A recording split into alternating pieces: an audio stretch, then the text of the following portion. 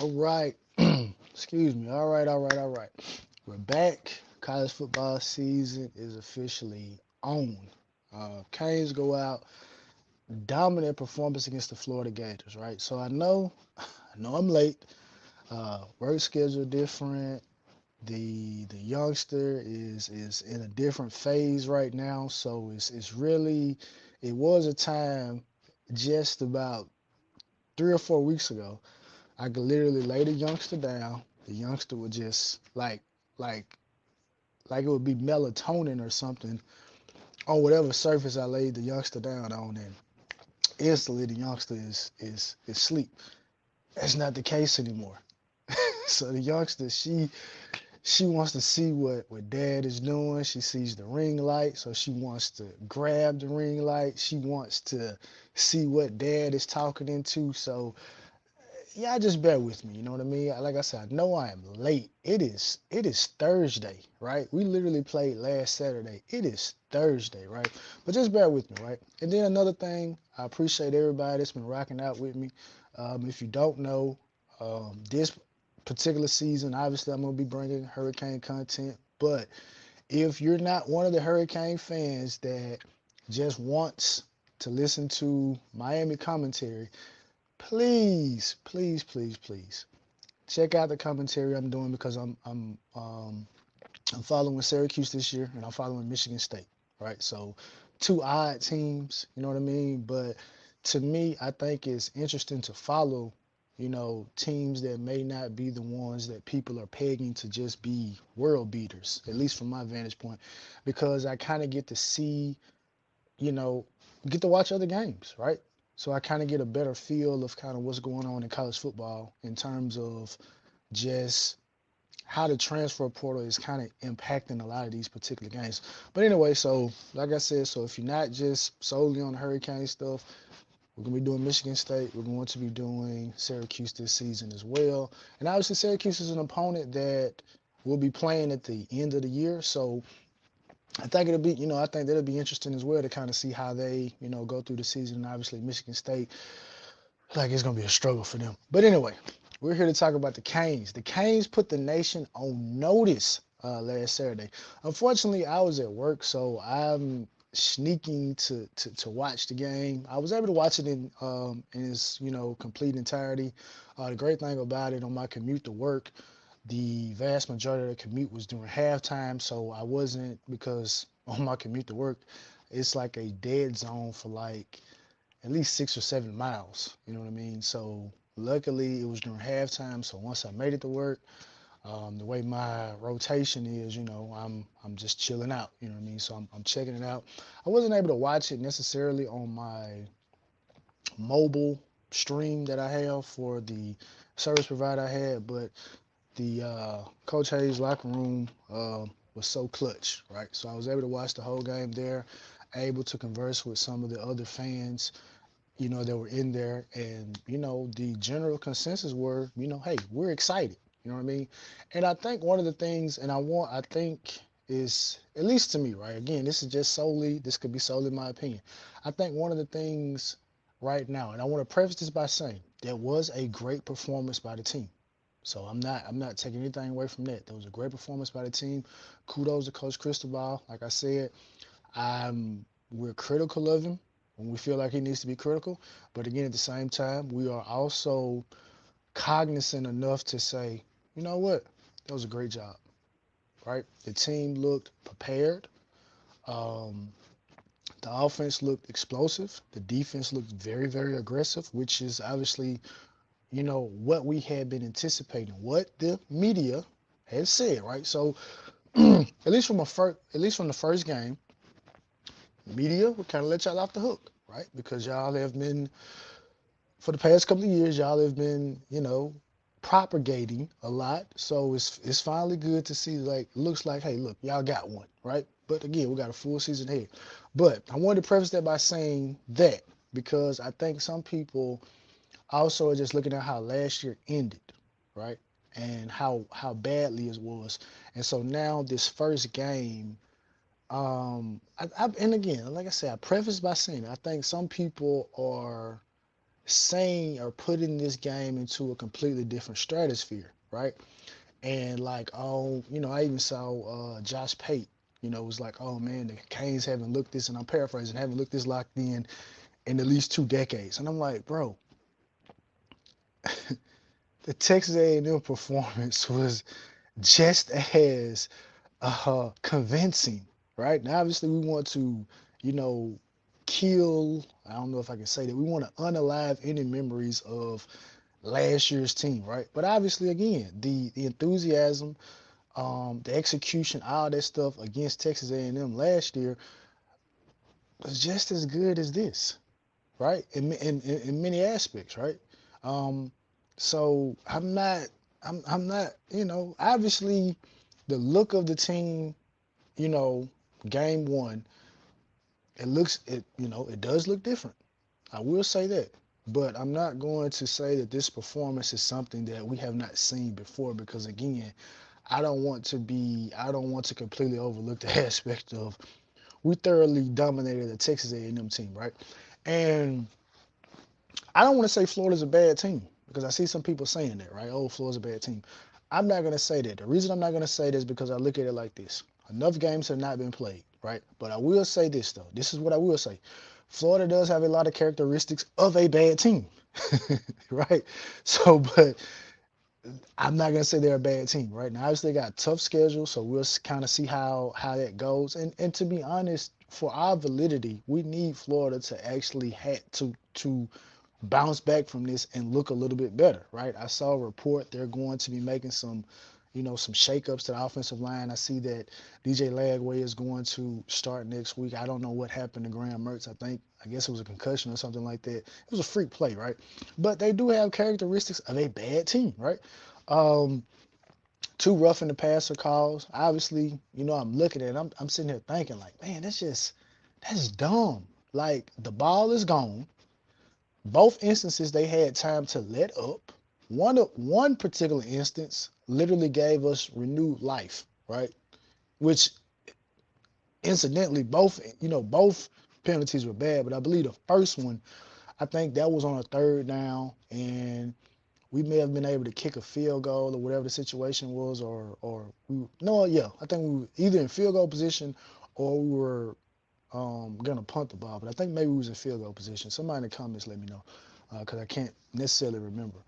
But that was just bad, right?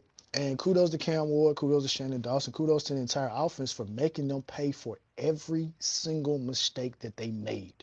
Every single one. Each one of those penalties, they paid for it, right? The I'm gonna tell you when I knew the game was over, right? I know I'm skipping ahead a little bit, but I'm gonna tell you when I knew the game was over. When they got the cheap touchdown on the run play, right? And I think we had about 50 seconds, a minute or so, and we just went right down the field. They had a blown coverage, missed assignment, or whatever the situation is. Cam Ward throws a touchdown to Xavier Restrepo with about 40 some odd seconds left. I said, yeah, it's it's over. Whatever momentum that y'all just had was snatched back, right?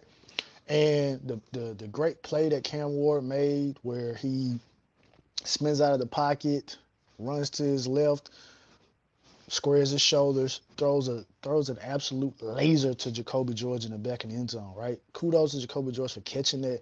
Kudos to Cam Ward for keeping his eyes down the field. And that was again, and you can go back and watch videos. That was one of the things that I said prior to this season because most people were on the initiative that, well, Cam Ward's not gonna have to, play, the hero ball. The offensive line is gonna be there. It wasn't, right? It wasn't. You could kind of see that there was a to me it didn't look as dominant as the one did last year. But obviously, again, like I say, this is just the first game, so I don't want to just overreact. But those type of plays are the plays that make Cam Ward so special, right? And I think had we had the quarterback we had last year, or even if we had um, Reese in the game at that time or had Emory in the game, neither one of those guys would make that play. Point blank, period. Neither one of those guys would have made that play. So kudos to Cam Ward because those are the type of big time plays that have to be made. You know what I mean? In order for us to kind of move to the direction that we want to go through. Even on the interception, right?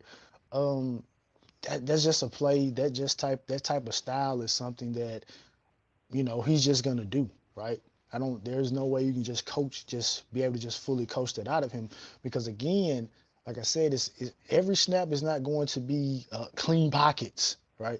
Every snap is going to be clean pockets, right? So there are going to be instances where he is going to have to, make those type of plays. And again, those were mistakes that Florida made. Even on that particular play right there, no one set the edge. So it was easy. And again, Cam Ward made them pay for every single mistake that they made. And that is what the better team does. When you make a mistake, you take advantage of it, right? Um, the defense looked spectacular, right? You take away that cheap touchdown run, I mean, we're talking about just a lights out performance.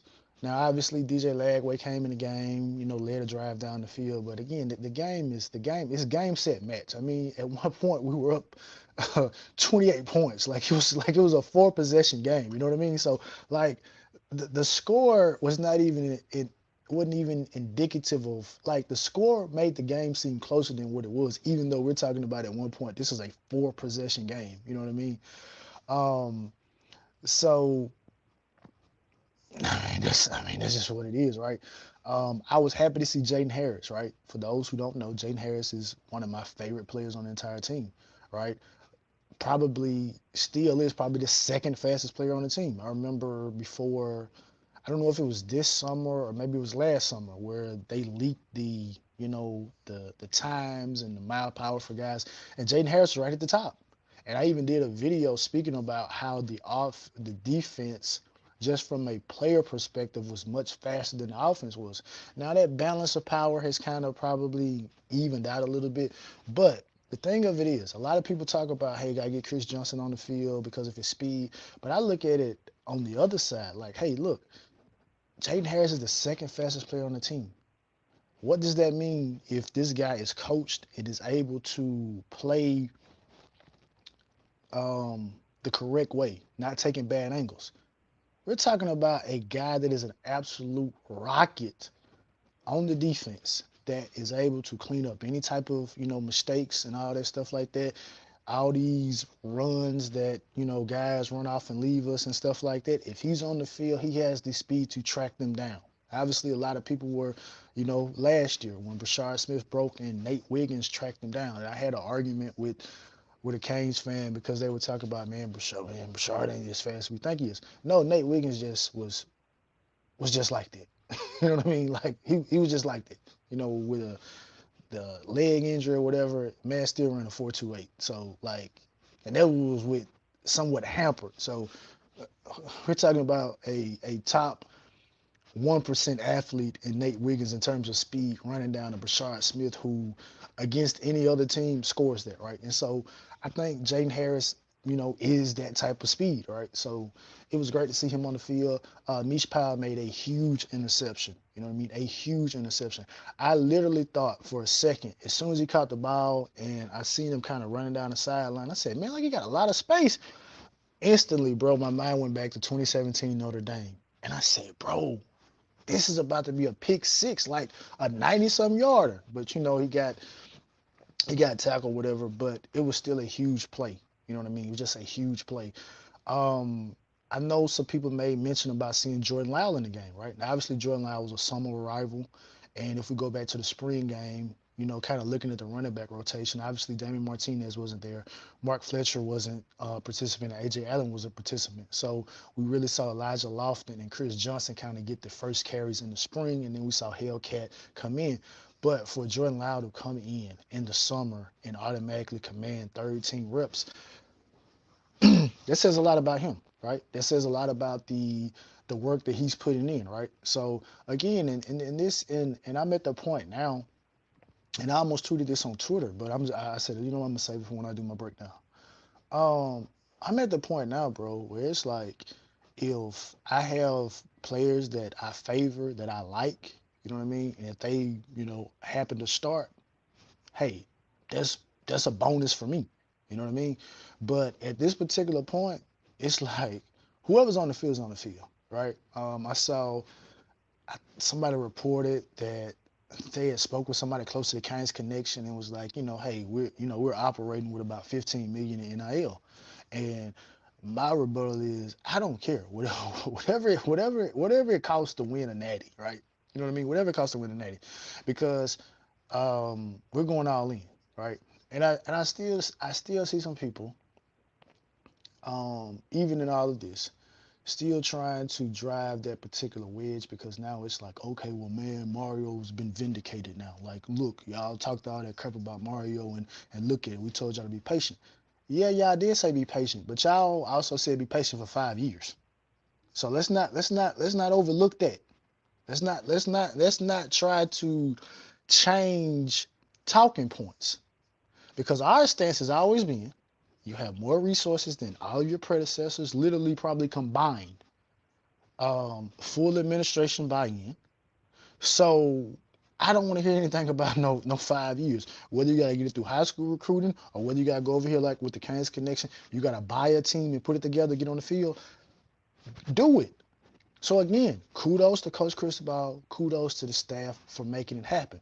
But all this, people celebrating and like, oh, we told y'all, Coach Cristobal. No, y'all said 5 years.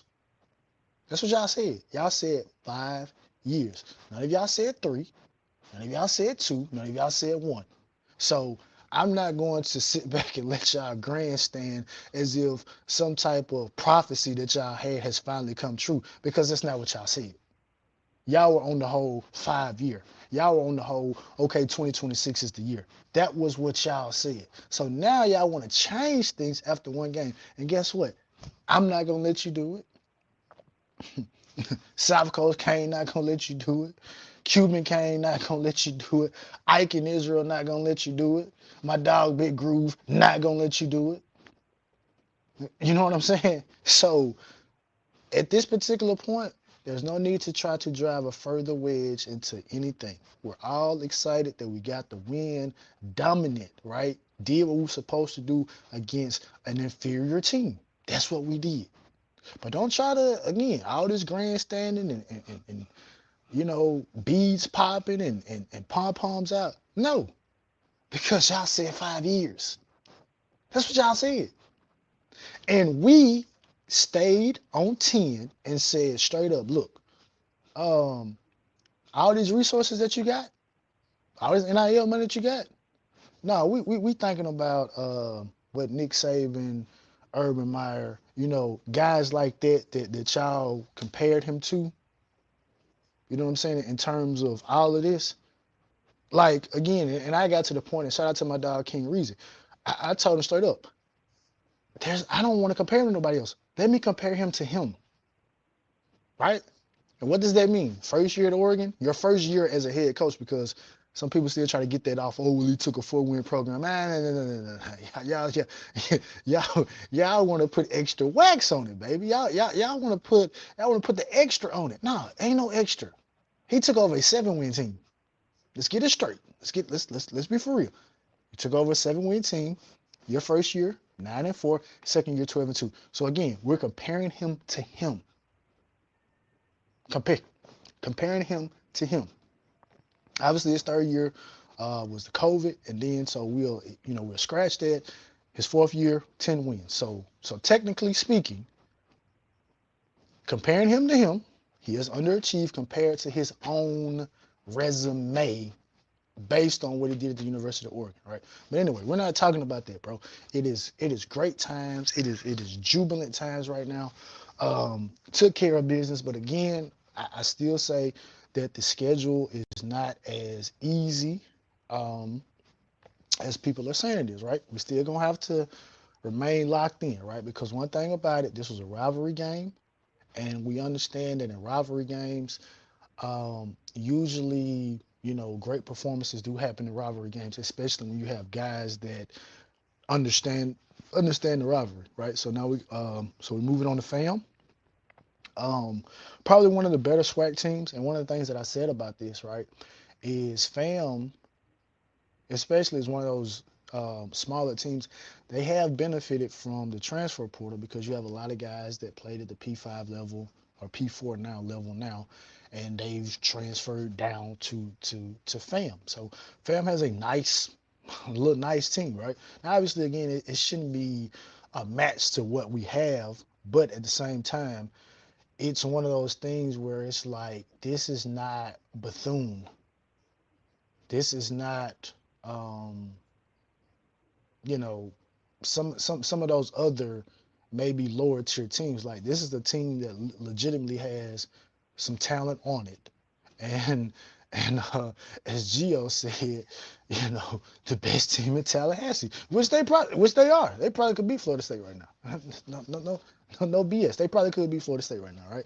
And that is crazy to think about because you wouldn't make a statement like that past 1975 or 70, something like that, when the schools like fully became integrated. Like these are talking points that you probably had like in the 50s and 60s, like, oh yeah, fam, run through Florida State, you know what I mean? But like legitimately in 2024, based on the way Florida State is playing, yeah, you know what I mean? But with that being said, man, I cannot say enough about this victory because again, every talking point that I have, I know the other people that cover the team, they have brought up these particular points, but I wouldn't have felt like I wouldn't have felt like me if I didn't at least throw my 2 cents in there for whatever it's worth, right? And like I said, I appreciate y'all rocking with me and everything like that. And like I said, if you just not just stuck on Canes, like I said, we'll talk about Michigan State this season. We'll talk about Syracuse this season. But in conclusion of this particular video, let's just keep it up, man. You know what I mean? Let's keep it up. I saw someone tweeted that this game was watched by 6.6 million people.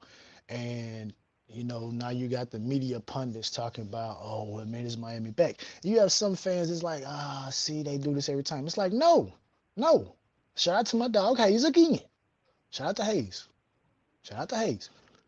Because again, going back to before the season started, one of his main talking points was there were a certain number of things that individuals said, and I even did a video about this. Go back and check it out. Where I talked about, based on what Coach Hayes said, that there were these number of things that needed to change in order for Miami to be what? To be back. So all of those particular things have been corrected, such as the infrastructure, such as the pay, such as being able to compete for talent because of a monetary value. All of those things have now been corrected and are in place now. So if the media wants to say, is Miami back? Go right along with it and say, yeah, we are back. Because everything that was ailing us, from quarterback to lack of administrative buy-in to lack of being able to get the players that we wanted due to bag men and street agents, all that stuff has been rectified. All of those particular things were the things that were holding Miami back. Those things are gone now. So yeah, Miami is back. And I'm going to say it. I'm going to say it. Simply because the barriers are no longer there.